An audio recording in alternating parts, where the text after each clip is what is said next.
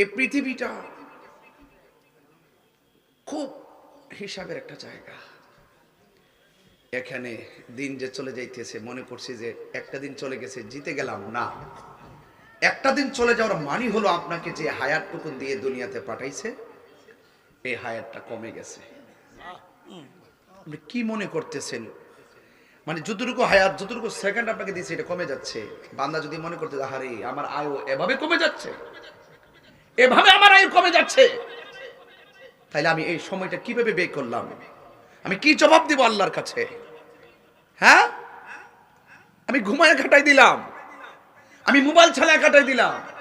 আরে এত মজার রমজান মাস আসছে, আমি রমজান মাসটা খায়া খায়া কাটাই দিলাম। যাই দিন আর আসে না, জীবন থেকে একটা দিন করে কমে যাচ্ছে। আইসিইউতে যারা শুয়ে আছে তাদেরকে জিজ্ঞেস করবেন শ্বাস কত দামি।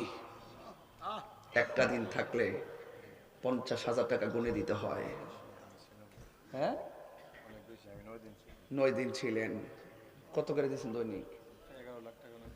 9 দিনে 11 লাখ টাকা দিছে এই লোকটা। তো আল্লাহ যে এই মানুষগুলার আজকে মাহফিল নিচে স্বাধীনভাবে শ্বাস ফলাইতেছে। এই বান্দা, বিল গণ কত লাখ হইতো, কত বিলিয়ন হইতো, কত ট্রিলিয়ন হইতো, আল্লাহ কি আমরা দয়া করে রাখছে না?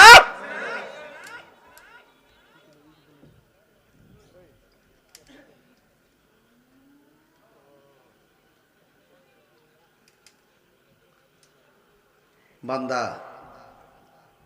আল্লাহ বলছে বান্দারে তোরে আমি অনেক পার্স দিছি, অনেক সুযোগ দিছি, শুধুমাত্র মাঝে মাঝে কফলটারে লাগাইয়া তুই কইবি আমি তোর রব, তুই আমার বান্দা।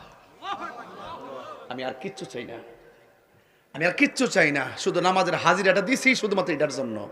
তোরে যে আমি আল্লাহ মায়া কইরা বানাইছি এর লাগে নামাজটা দিছি, সেজদা দিয়া দিয়া হাজিরা দিয়া যাইবি, আমি আল্লাহ খুশি হয়ে যাবো।